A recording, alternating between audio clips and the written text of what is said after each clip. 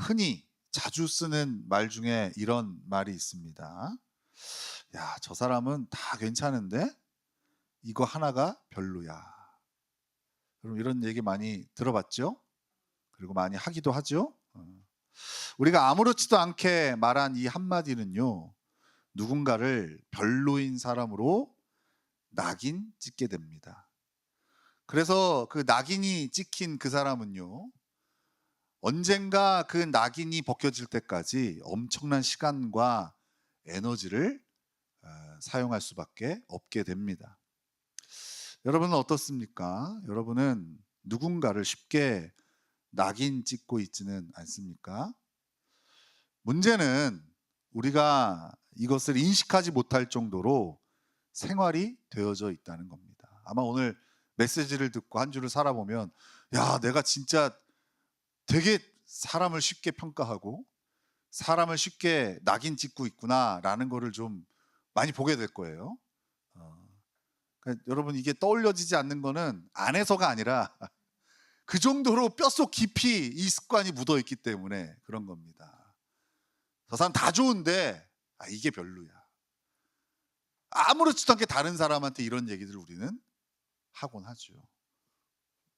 그렇죠? 여러분 그러잖아요. 나가시면 그러잖아요. 우리 목사님 다 좋은데 이거 하나 별로야. 이거 되게 아무렇지도 않게 얘기하잖아요.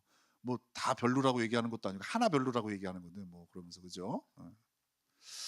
연예인이나 정치인이 뭐 하나 잘못하면 우리는 그 사람이 지금까지 우리에게 얼마나 큰 즐거움을 주었고 또 나라를 위해 얼마나 많은 일을 했는지는 다 잊어버리고 그 사람을 깎아내리는데 혈안이 되어집니다. 어쩔 때는 그러한 비난이 나중에 잘못된 정보에 의한 것임이 드러나도 우리는 그것에 대해 별로 미안해하지 않습니다.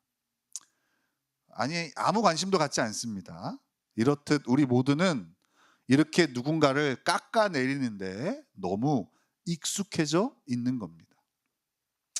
세상적으로 좀 괜찮은 삶을 살았다는 사람이 이제 내가 좀 나란 일을 하겠다고 또 국민들을 위해서 좀 봉사하겠다는 마음으로 나서면 선거나 인사청문회 같은 거를 통해서 정말 몹쓸 인간이 되어 우리 앞에 나타나는 경우들이 많이 있지요.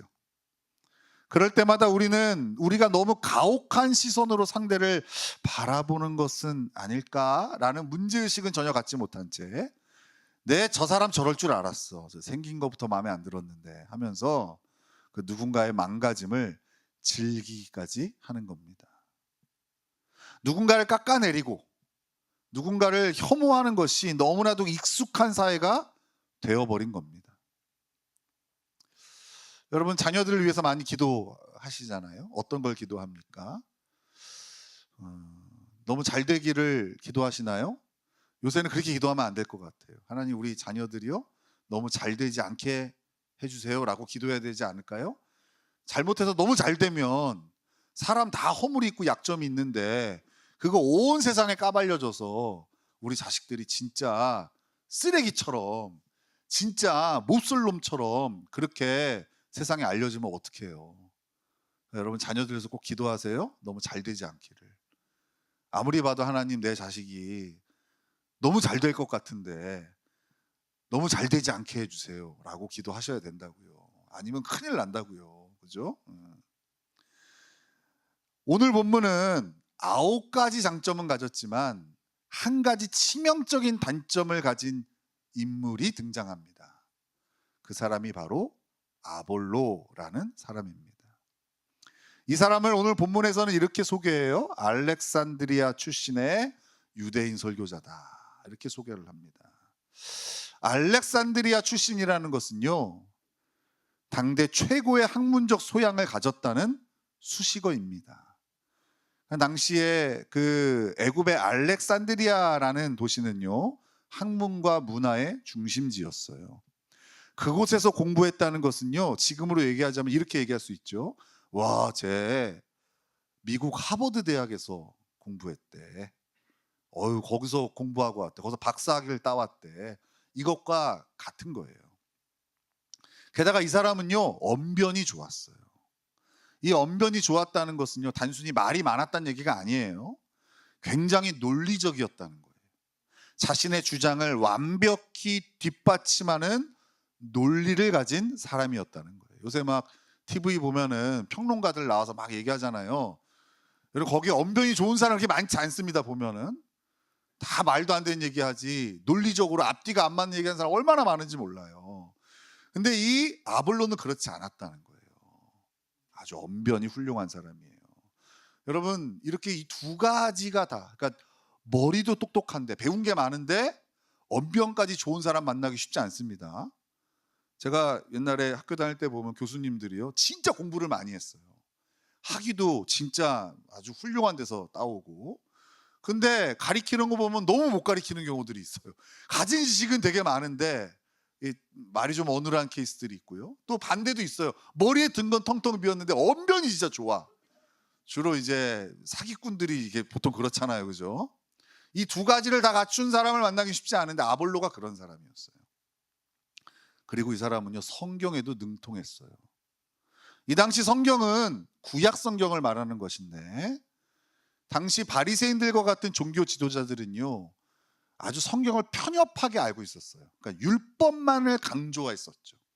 하지만 이 아볼로는요, 하나님께서 이사야와 같은 선지자를 통해 예언하신 오실 메시아를 정확히 이해했던 사람이에요.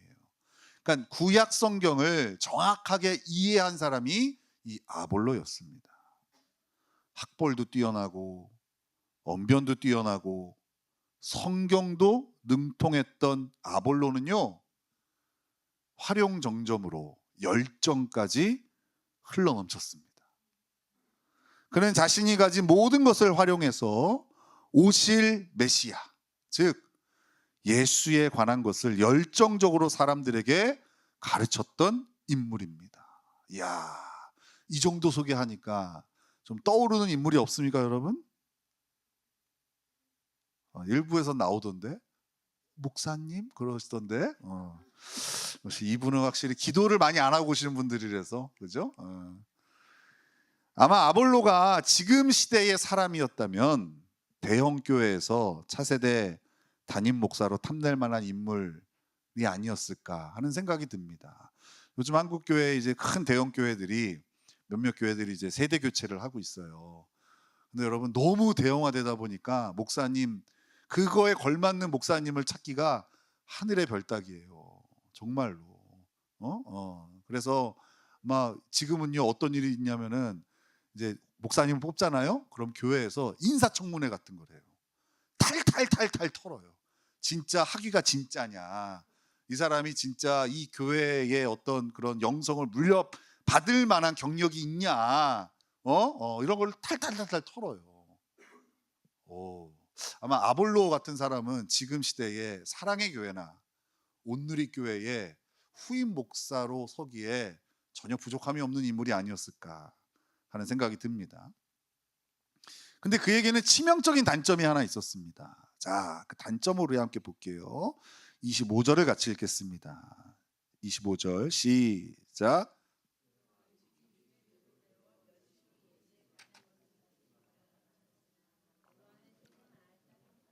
자, 그는 요한의 세례만 알았습니다.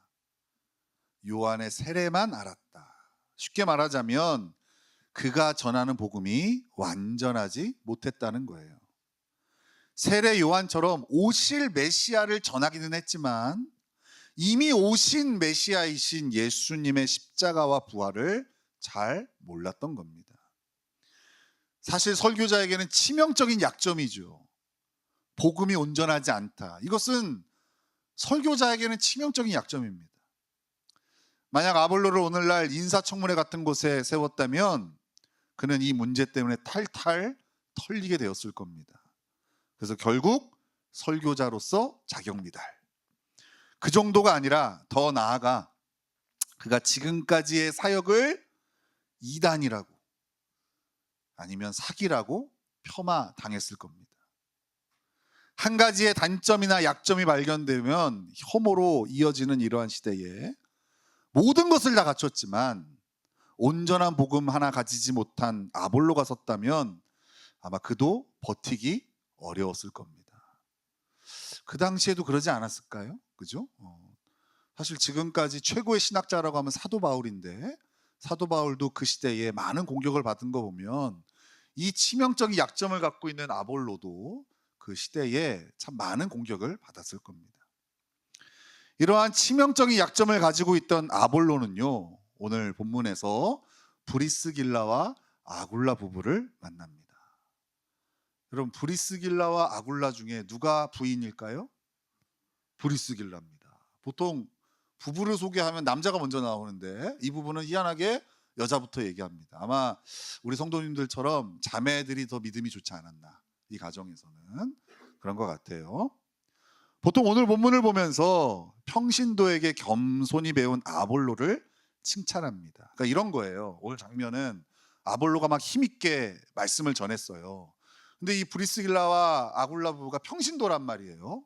가만히 듣다 보니까 뭔가 좀 아쉬워. 저 사람이 갖고 있는 복음이 좀 아쉬워. 좀 모르는 것 같아. 그래서 따로 불러서 얘기를 하는 거예요. 제가 오늘 이렇게 설교를 딱 했더니 우리 동건이가 저를 부르는 거. 목사님 잠깐만 저 좀 보시죠. 목사님 좀 공부를 많이 안 하셨나 봐요.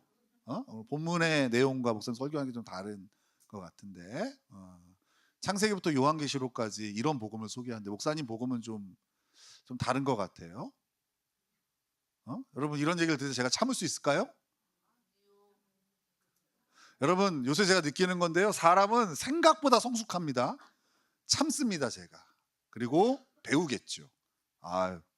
동건 형제님 맞는 것 같습니다. 제가 좀 더 말씀에 정진하겠습니다. 이렇게 하겠죠. 아볼로가 그렇게 했어요. 그러니까 사실 칭찬받을 만하죠. 어느 누가 그렇게 하겠습니까, 그죠? 그래서 보통 이 본문을 볼 때, 야, 겸손한 아볼로, 보통 이렇게 많이들 얘기를 합니다. 설교를 합니다. 근데 저는 오늘 아볼로의 약점이 아닌 그의 가능성에 집중한 브리스길라와 아굴라 부부를 좀 칭찬하고 싶어요. 이 부분은 아볼로의 설교를 들으면서 한 가지 단점을 보완하면 하나님께 귀 쓰임 받을 것이라 여겼어요. 우리랑 되게 다르죠. 우리는 어떻게 해요? 안 돼. 복음이 온전하지 않네. 저거 안 되겠다, 쟤. 이렇게 평가한단 말이에요, 보통. 근데 이 부분은 어떻게 했다고요? 저거 하나만 보완하면 이 사람 하나님께 귀히 쓰임 받을 수 있겠다 생각했다고요. 나이가 들고 사람과 세상을 알아갈수록 이 브리스길라와 아굴라 부부의 시각이 절대 보편적이지 않다는 것을 느끼게 됩니다. 세상은 절대 이런 눈을 가지고 있지 않습니다. 오히려 반대입니다. 아무리 많은 장점이 있으면 뭐하나, 이런 약점이 있는데 이렇게 평가를 하죠. 이렇게 그 약점 하나로 모든 것을 평가하는 것이 세상의 눈이고 이치인 거예요. 그래서 가끔 쇼츠를 보다 보면 요새는 제 쇼츠에 철학자 니체의 말이 그렇게 나와요. 니체가 굉장히 이제 인간 세상을 연구를 많이 한 사람이잖아요. 최고의 철학자예요. 근데 이 사람이 하나님을 믿는 사람은 아니에요. 근데 이 사람이 이렇게 얘기하더라고요. 절대 자기의 약점을 남에게 공유하지 말라. 이게 삶의 지혜예요. 그리고 그 밑에 댓글 보니까 맞아 하면서 아멘 하는 것처럼 엄청 써져 있더라고요. 왜 그래요? 그 약점 하나가 나를 잡아먹기 때문에 그래요. 제가 신학교를 거치고 목회를 하면서 많은 교수님들과 목회자들을 만났지만 브리스길라와 아굴라 부부의 시야를 가진 사람들을 만난 것은요, 정말 손에 꼽을 만합니다. 대부분은 이 목회자는 이래서 안 되고 저 교회는 저래서 안 된다고 말합니다. 9가지 긍정적인 요소가 있어도 한 가지 단점이 있으면 별로인 목사, 별로인 교회, 몹쓸 목사, 몹쓸 교회가 되는 겁니다. 사실 저도 이 부분에 있어서 자유하지는 않습니다. 불과 얼마 전까지만 해도 저는 저보다 좋은 목사, 저보다 우리 교회보다 좋은 교회가 없다고 생각을 했어요. 진짜 아무리 둘러봐도 나보다 좋은 목사 만나는 게 쉽지가 않아. 그러니까 겉으로 얘기는 안 했지만 다 어떻게 이런 마음이 있다고요. 그리고 어느 교회를 봐도, 그래서 제가 목회를 하는 거겠지만 우리 교회보다 좋은 교회가 없어. 그러니까 가끔 우리 성도님들이 뭐 이사 간다고 그 지역 교회를 추천해 달래요. 어떻게 추천을 합니까? 양심상 우리 교회보다 좋은 교회가 없는데. 근데 다행히 하나님께서 저를 좀 치료해 주셨어요. 그래서 지금은 절대 그렇게 생각하지 않습니다. 하지만 여전히 다른 이의 긍정적인 요소보다는 부정적인 면에 더 집중하는 것은 여전해요. 많은 장점보다 그 한 가지 단점에 집중하는 것이 아직도 저의 습성으로 남아 있어요. 브리스길라와 아굴라 부부는요, 아볼로의 부족한 부분을 채워줬어요. 이미 오신 메시아이신 예수님의 십자가 죽음과 부활을 그에게 소개한 거예요. 그러자 아볼로는요, 사역의 날개를 달게 됩니다. 우리 27절 28절을 같이 읽겠습니다. 27, 28절입니다. 시작.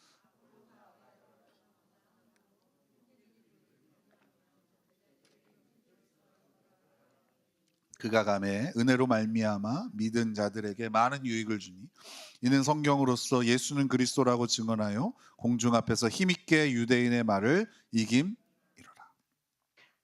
한 가지 약점을 문제 삼아 형편없는 사역자로 만들어버릴 수도 있었지만 여러 가지 장점에 집중하여 위대한 사역자로 만들어낸 겁니다. 이 평신도 부부가. 브리스길라와 아굴라 부부의 도움을 받은 아볼로는요, 후에 바울의 동역자로 서게 되고요, 사실 당대에는 바울보다 더 탁월한 사역자로 인정받기도 했습니다. 고린도 교회 보면은 그 파가 4개가 나옵니다. 그죠? 사람들이 줄을 쓴단 말이에요. 나는 바울파다, 베드로파다. 거기에 아볼로파가 나와요. 그죠? 그러니까 당대에 꽤 바울과 어깨를 견줄 만한 설교자, 신학자로 섰던 사람이 이 아볼로였다는 거예요. 어떻습니까, 여러분? 도전이 되십니까? 네. 우리도 브리스길라와 아굴라 부부처럼 사람들의 단점보다 장점에 집중하는 사람이 되고 싶지 않습니까? 네. 잠깐 쉬었다가. 네. 근데요, 여러분, 이게 쉽지가 않아요. 사람의 단점보다 장점에 집중하는 사람이 말은 쉬운데 실제로 이게 쉽지가 않아요. 왜냐하면 너무 오랜 시간 동안 우리는 다른 이의 단점을 문제 삼는 것이 몸에 배어 있어서 아무리 우리가 다짐해도 우리의 생각이나 몸은 이전대로 움직입니다. 그래서 제가 이번 한 주 살아보면은 야, 내가 진짜 이렇게 살고 있구나를 많이 보게 된다니까요. 그전에는 내가 이렇게 말하는 것도 몰라요. 아, 저 사람 다 좋은데 이게 별로야. 이거를 밥 먹듯이 하고 있는 걸 몰라요, 본인이. 너무 익숙하니까. 하품 같은 거야. 그냥 하품 같은 얘기예요, 이게. 근데 오늘 메시지를 듣고 나면 이제 여러분 자기를 보게 될 거예요. 야, 내가 되게 부정적이구나. 아, 내가 진짜 다른 사람을 폄하하는구나. 내가 다른 사람의 장점보다는 단점에 집중하는구나. 이거를 보게 될 거예요. 그렇게 우리는 우리 몸에 이것이 배어져 있어요. 이런 우리가 브리스길라와 아굴라 부부와 같은 시야를 갖는 방법은요, 딱 하나밖에 없습니다. 유일한 방법이 딱 하나 있어요. 그것은 바로 우리가 받은 구원에서 출발하는 겁니다. 우리가 받은 구원에서 출발하는 것만이 우리가 다른 사람을 보는 눈이 치유되는 유일한 방법이에요. 구원받을 건덕지가 하나도 없는 인생이지만 하나님은 한 가지 건덕지를 붙들고 우리를 구원하셨어요. 그 하나님이 붙드신 한 가지 건덕지도요, 우리에게 있는 게 아니에요. 그 한 가지 건덕지가 바로 예수 그리스도의 십자가예요. 하나님은 예수님을 통해 우리를 보셨기 때문에 우리가 구원받은 하나님의 백성이 될 수 있었던 겁니다. 구원받은 하나님의 백성은 다 이 감격이 있어요. 절대 구원받을 수 없는 자가 구원을 받았다는 그 감격이 다 있다고요. 예수 믿는 사람이라면. 이것을 우리는 은혜라고 말하는 겁니다. 예수님의 제자들도, 그리고 사도 바울도, 그리고 오늘 브리스길라와 아굴라 부부도 구원받을 건덕지가 하나도 없는 인생을 예수 그리스도라는 하나의 건덕지를 만들어서 구원하신 그 하나님의 은혜에 대한 감격이 있었던 거예요. 그리고 이 감격은 다른 일을 바라보는 눈의 변화를 이끌게 하는 겁니다. 거꾸로 얘기하자면 내가 계속해서 다른 사람의 장점이 아닌 그 단점에 집중하는 사람은 하나님께서 나를 어떻게 구원하셨는지를 모르는 거예요. 그래서 자꾸만 얘기하는 거예요. 구원을 점검하라는 얘기가 거기 있는 거예요. 구원의 감격이 있으면 그 열매가 나오지 않거든요. 함부로 구원 받았다 안 받았다 얘기할 수는 없지만 적어도 하나님께서 우리에게 없는 건덕지를 만들어서 구원하심을 경험한 인생이라면 다른 일을 바라볼 때도 똑같이 주님이 보시는 것처럼 바라봐야 되는데, 이게 안 된다면 거꾸로 하나님과 나와의 관계를 점검해야 되는 거예요. 세대 혐오, 진영 혐오, 성 혐오, 어떤 단어에도 뒤에 혐오를 붙이면 다 말이 되는 세상에 살고 있어요. 다른 사람을 깎아내리고 미워하는 혐오로 가득 찬 세상이라고요. 그러나 이 혐오의 시대를 깨고 넘어설 수 있는 유일한 인생들이 바로 그리스도인들입니다. 바로 이 자리에 있는 우리 그리스도인들은 상대의 약점이 아닌 가능성을 바라보고, 상대를 적으로 만드는 것이 아닌 예수 그리스도의 보혈로 구원받은 동역자로 만드는 겁니다. 그러나 가슴 아픈 것은 이 일을 해야 될 이 땅의 교회와 성도가요, 세상의 혐오를 부추기는 그 한복판에 서 있다는 거예요. 상대를 악마화하고 상대를 깎아내리는데 교회와 성도들이 사용되고 있다는 겁니다. 자, 그거 볼 때마다 가슴이 아파요.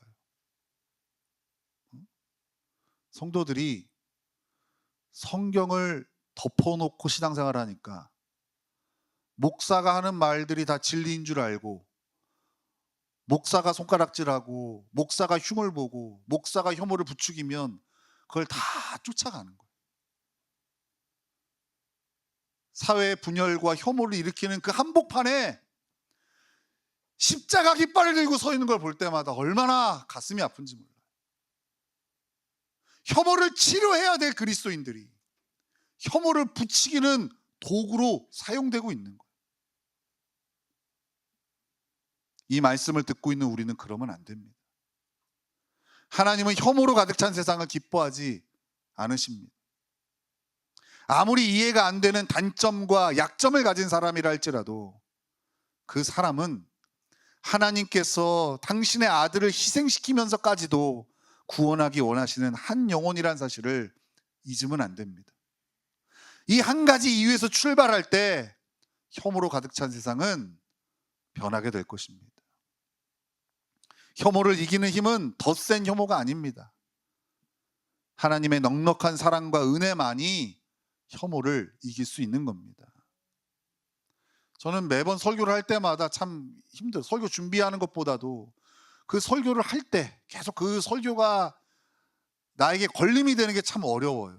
계속해서 여러분들에게 얘기 안 하지만 너나 잘하면서 설교해라, 이 음성이 계속 들리기 때문에 진짜 어려워요. 힘들어요. 근데 오늘 이 설교는요, 오랜만에 제가 좀 자신 있게 할 수 있는 설교예요. 제가 목회를 하면서 가장 많이 변한 부분이 바로 이 부분이기 때문에 그래요. 항상 사람 때문에 힘들었거든요. 왜요? 단점이 크게 보이니까. 그리고 목사니까 그 단점을 고치려고 했단 말이에요. 그러니까 사람 때문에 항상 힘들었고 스트레스 받았고 그랬던 제가 이제는 사람 때문에 참 행복하고 풍성한 삶을 살고 있어요. 여기 앉아 계신 여러분들도 얼마나 단점과 약점이 많습니까? 그게 저한테 너무 스트레스였다니까요. 아이, 저 정도는 왜 매번 늦게 오는 거야? 이 정도는 왜 예배를 맨날 격주로 오는 거야? 이 정도는 예수 믿는 사람이 왜 이렇게 웃음소리가 큰 거야? 다 마음에 안 들. 이 사람은 예수 믿는데 왜 이게 막 나한테 해석 있는 거예요. 그냥 그걸 또 고치고 싶은데 안 고쳐지니까 더 상대가 미워지고 너무 힘들었었어요. 하지만 이제는요, 저는 여러분들을 대할 때 딱 한 가지 이유만이 작동됩니다. 하나님께서 당신의 아들을 버리시면서까지 사랑하시는 한 영혼. 그래서 이제는 여러분의 어떠함이 저한테 변수가 안 돼요. 자신 있게 얘기할 수 있어요. 진짜예요. 여러분들은 9가지 장점이 있고 1가지 단점이 있는 사람이 아니잖아요. 9가지 단점만 있는 사람들이잖아요. 잘 들으세요. 조롱하는 게 아닙니다. 있는 그대로를 얘기하는 거예요. 그러니까 여러분들이 누굴 보면서 저 사람은 이래서 별로야, 이게 틀린 말이 하나도 없어요. 누가 나한테 와서 그런 얘기 하잖아요. 그럼 제가요, 아니요, 그 사람 그런 사람 이렇게 얘기 안 합니다. 고개가 끄덕여져요. 맞는 얘기를 하는 거니까. 맞잖아요. 근데 여러분, 우리가 상대를 대할 때에 가져야 될, 그 돌아가야 될 엔진의 유일한 동력은 딱 하나라니까요. 그 사람의 어떠함이 아니라 하나님께서 당신의 아들을 희생시키면서까지도 사랑하시는 한 영혼이라는 거. 그거면 충분한 거예요. 그것 때문에 제가 단점이 많은 여러분들을 사랑할 수 있는 거예요. 단점이 많은 게 강조가 아닙니다. 사랑한다는 게 강조죠. 구원받은 건덕지가 하나도 없는 나를 구원하신 그 은혜가 커질수록, 그리고 깊어질수록 여러분들을 대할 때 이 한 가지 이유만이 작동되는 거예요. 그래서 이거 생각하면 좀 기대되는 게 있어요. 한 10년 후에는 내가 얼마나 우리 성도들을 더 사랑할까, 얼마나 더 이해할 수 있을까. 그렇죠? 여러분에게도 이 하나님의 넉넉한 사랑과 은혜는 이미 있는 겁니다.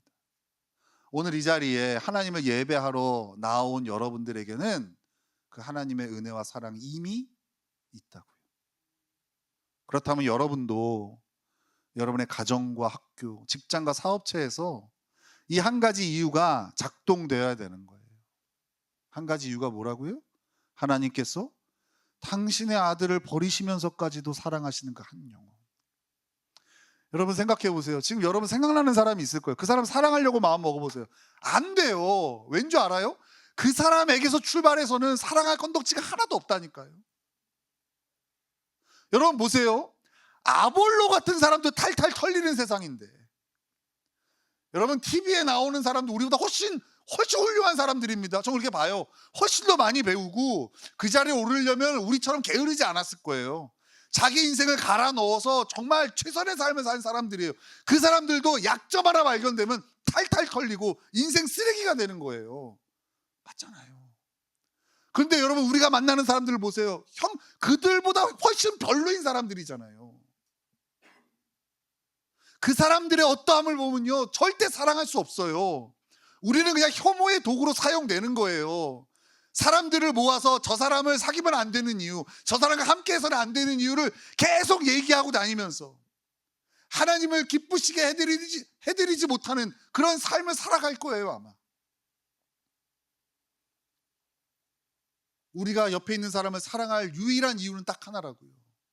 하나님에게서 찾아야 돼요. 그리고 그 근거가 이미 우리에게 있잖아요. 나 같은 거 구원하신 은혜.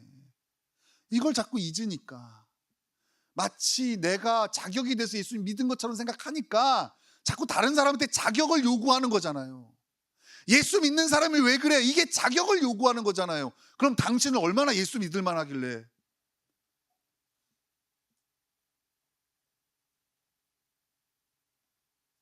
이 한 가지 이유를 가지고 사람을 대하는 것을 여러분 어디서부터 연습하면 될까요? 어디서 연습하면 될까요? 교회에서 연습하셔야 돼요. 교회에서.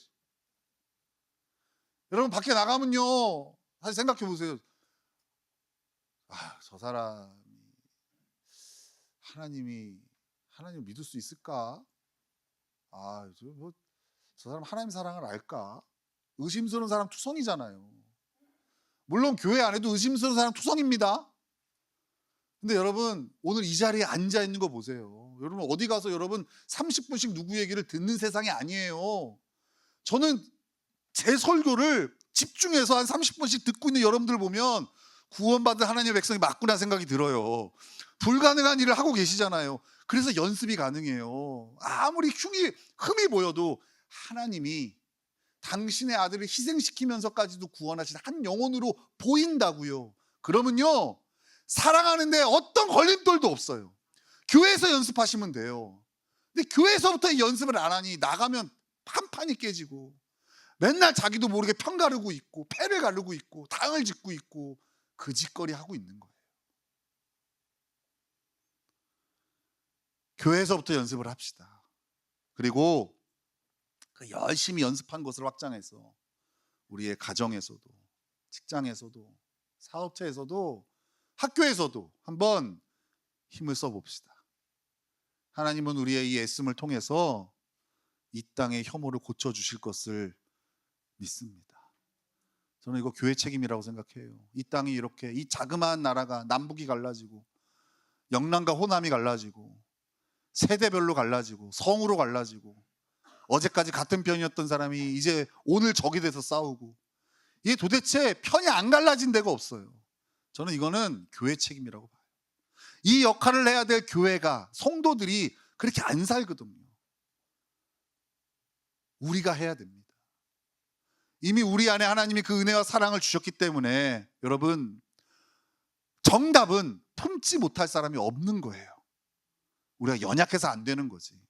그리고 그 무기도 이미 우리에게 있어요. 하나님께서 당신의 아들을 희생시키면서까지 구원하신 한 영혼. 그 하나의 이유가 우리의 사람을 사랑하는 충분한 이유인 줄 믿습니다. 여러분, 우리를 통하여 이 세상을 고치실 그 하나님을 기대합시다. 저는 이 기대가 그리스도인의 삶을 즐겁게 하는 거라고 생각해요. 아, 나를 통해서 이 병든 가정이 고침받겠구나. 나를 통해서 이 병든 사업체가, 이 학교가 고침받겠구나. 이 소망, 나를 귀하게 사용하시는 그 하나님을 향한 소망이 우리의 삶을 더 새롭고 또 힘나게 하는 줄 믿습니다. 이 소망을 가지고 한 주를 힘차게 시작하는 저와 여러분 되시기를 예수님의 이름으로 축원합니다.